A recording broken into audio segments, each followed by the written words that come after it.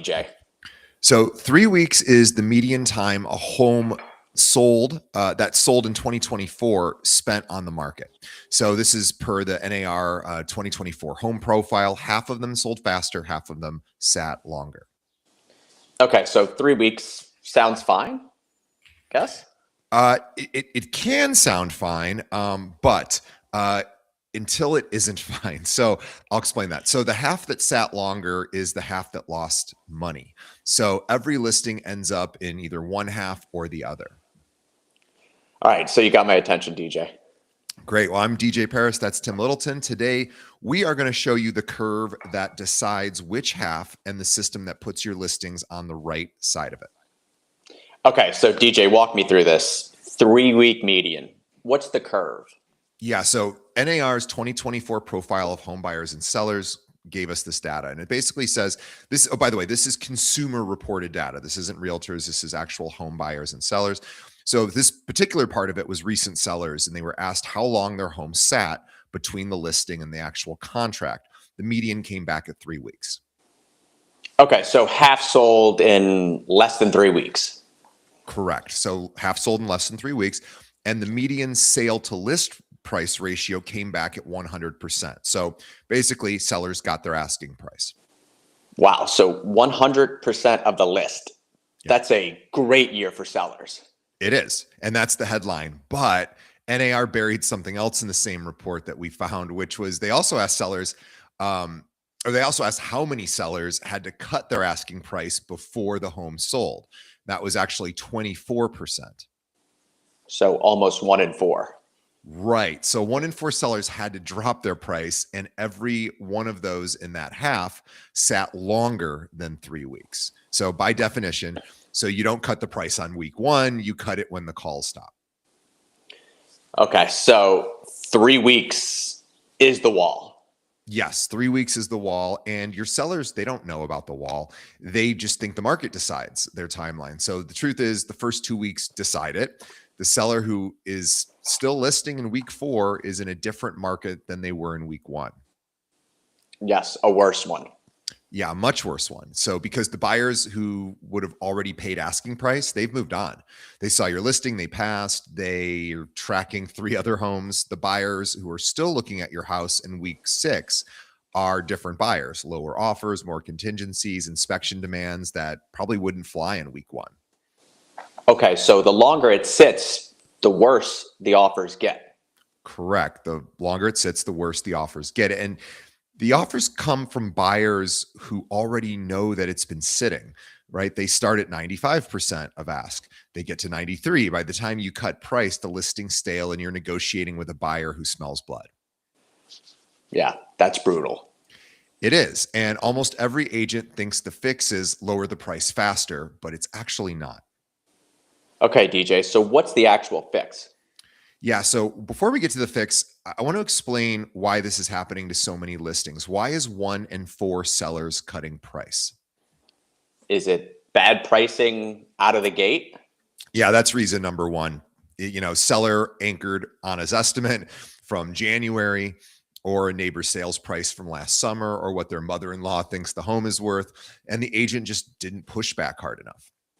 Yeah, they wanted the listing. Yeah, they did. And so they took the seller's number and they said, let's give it a try. And the first weekend tells the truth. What's reason number 2, DJ?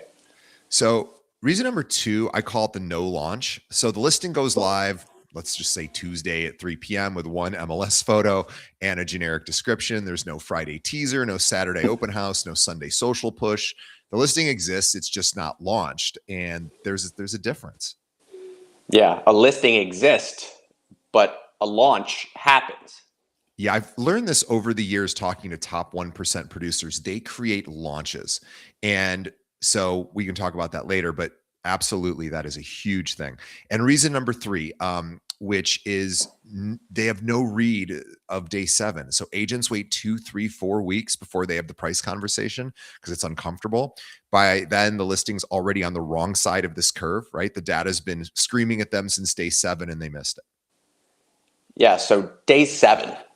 Yeah, day 7 is kind of when you should know everything, right? Showings count, online views, saves on Zillow, whether your open house brought in 5 people or 50. Those numbers tell you what week 3 will look like before week 2 even starts. So we've got bad pricing, no launch, no day 7 read. Right. And this is also fixable, by the way. But here's what I want people to do right now. Just think of one listing. One, either it's currently on the market or maybe you've got one coming up in the next 30 days. Don't say it out loud. Just hold the address in your head. Okay, I've got mine. Okay. So we're going to hold on to that. We're going to do something with that listing before we sign off today specifically. Okay, 3 problems. Bad pricing, no launch, no day 7 read. Tell me you got a system that fixes all 3 of these. I do. And the agents running it treat every listing, number one, like a launch. So we'll call it the 3 weekend system. I didn't have a better name for it. So that's what we'll call it. Okay, 3 weekends. Give it to us. Yeah, so this really matches the NAR median exactly. So every listing gets them. Most listings die in the third one. This system gives every listing a job for every weekend. Okay, so can you walk us through it? Yeah, it's a little complicated, but I'll make it simple. So weekend 1 is called the launch. Now, most agents, a lot of agents don't do this, but this is like the most important thing. So you're going to have 70. Okay, so basically you have 72 hours of the entire listing. Okay, so I'm going to explain the 72 hours. So the listing goes live Thursday night. So it hits buyer feeds on Friday morning. Saturday is the open house. Sunday is the social push. By Monday morning, you have offers, or you at least have signal. So what's a signal? Yeah, signal just means things you can measure. So saves on Zillow, showings booked, open house body count, online private views, buyer agent messages. Each number tells you something specific. 20 saves but 0 showings mean the photos work, but the price doesn't. 40 showings but 0 offers. That means the price works, but the house has a problem. Yeah, so weekend 1 isn't about, getting an offer. It's about collecting the data. Yeah, weekend 1 is about collecting data, and offers are a bonus. Data is the requirement. Now let's move to weekend 2. So give us weekend number 2, DJ. Yeah. So I call this the verdict. By the end of weekend 1, you know which of the 3 lanes you're in. Photos failed, price failed, house has a problem. Those are typically the 3 lanes if you don't have an offer. Weekend 2 is when you act on one of those 3. So not weekend 3, not week 4, weekend 2. So DJ, what does act look like? Right. So here are the 3 moves. If your photos failed, you reshoot. Easy fix. New photographer in the door Monday, new photos live Wednesday. If the price failed, you have the conversation with the seller before that Saturday. A small reduction at the second weekend has a different buyer pool than a big one in week 5. If that makes sense. So the buyers who passed on the original price get a second look. If the house has a problem, you fix what you can. The cracked driveway, the dated lighting, the smell, you're not staging again. You're just fixing what buyers are reacting to. Okay, so DJ, weekend number 2 is when you adjust before you're in a panic.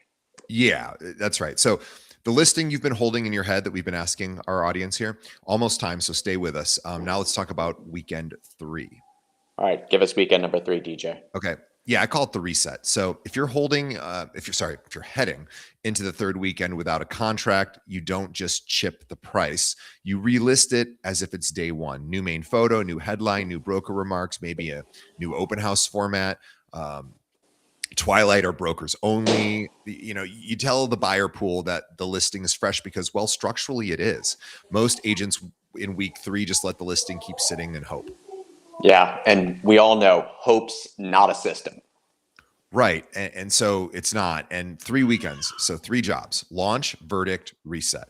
The discipline most agents skip is you schedule the verdict and the reset before the listing goes live.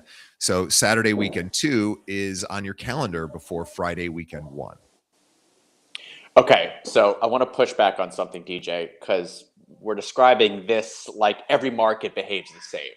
But I know we work with agents in, cooling markets where the homes are just sitting 8, 9 weeks. 3-week median doesn't describe their reality right now. Mm-hmm.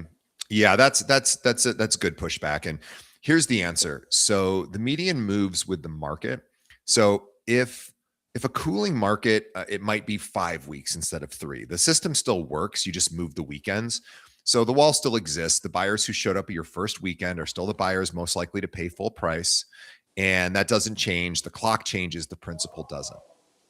Okay, so we have a quick one for the comments. If you've got a listing past 3 weeks right now, drop the day count, just the number. We want to see how many of the agents out there are sitting in the wrong half of the curve.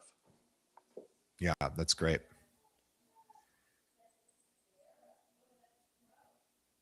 Okay, and here's the objection I know people are sitting with. They're thinking, I've tried launching listings before. 3 weekends, big push, the whole thing. The seller refused to budge on the price and the listing sat anyway. That system didn't work. Well, that's the real objection. And the answer is the system doesn't work if you skip the launch prep. So what is the launch prep? Yeah. So the week before weekend 1, 2 things have to happen before the listing goes live. 1, you walk the seller through what each weekend will tell you. Saturday, weekend 1, if we don't see at least 8 showings, here's our move. Saturday, weekend 2, if we don't have an offer, here's our move. You're getting to you're getting the verdict pre-approval while the seller's still excited about you. So when weekend 2 hits, you're not negotiating with the seller, you're executing the plan they've already agreed to. Correct. That's exactly right. So the second thing you do is you build the buyer queue. 5 buyer agents you alert on Tuesday, 3 social posts scheduled for launch weekend, 1 broker email teed up for Friday. You don't launch and hope the algorithm shows up. You launch in a queue that you built. So I've got a quick one. If you've taken a listing in the last 60 days, tell us what your local median looks like right now. Okay. Hot, cooling, frozen. We want to see who's running which kind of market right now. Yeah, that's great. So let's do the math on this, DJ. Okay, so let's take a $500,000 listing. Median sale to list ratio in 2012 was 100%. So the listing that sells in weekend 1 nets 500 grand. The listing that drifts past 3 weeks and ends up in the price cut bucket sale gets 95% on average to list. Wow. That's 25 grand off of the seller's check. So $25,000 off a single listing. Right, 25,000 in seller equity, and for you as the listing agent on a 3% split, that's $750 off your check. And on every listing where you let the curve win, do 10 of those a year, you're walking away from $7,500. Do 20, 15,000, per year. Yes, and this is just for missing day 7. Right. It's just for missing day 7. It's not even the worst loss. The worst loss is your seller's next home transaction. They were going to use you again on the buy side, but they were going to refer you. The price cut killed both. You didn't lose 750. You lost a relationship. Yes. And that listing that sits cost you more than half the listing itself. Yeah. And here's what I want everyone to do, because we just gave you a lot of stuff, and I know this can be a bit overwhelming. So that listing that you have in your mind, or your next listing, you're going to do 3 moves. 1, you're going to open your calendar, and if it's an existing listing, you're going to pull up its day count. Past day 14 with no contact, you've already failed weekend 2. Next, you're going to text your seller this: saw something in the data, want 15 minutes tomorrow. 3, block Saturday for the verdict conversation, whether you need it or not. So 3 moves, 15 minutes. Yeah, a listing agent hopes the right buyer shows up, but a listing manager checks the day count, sends the text, and blocks Saturday. You just want to become the listing manager, not the listing agent. Okay, so go open it. Yeah, weekend 1 sells the house. Every other weekend pays the price. We will see you next week. And also just a quick thank you to my colleague Tim for doing these every week. We really like to do them. And for anyone who is a local Chicago agent, if you are not getting information like this from your brokerage, or you want just better support or more options for your growth, please let us know at Kale Realty. We'd always love to chat with you, and just reach out to either Tim or myself. We can tell you more about what we offer and see if we'd be a good fit. But we will see everybody on the next episode. Thanks, Tim. Thank you. Have a great day, everyone.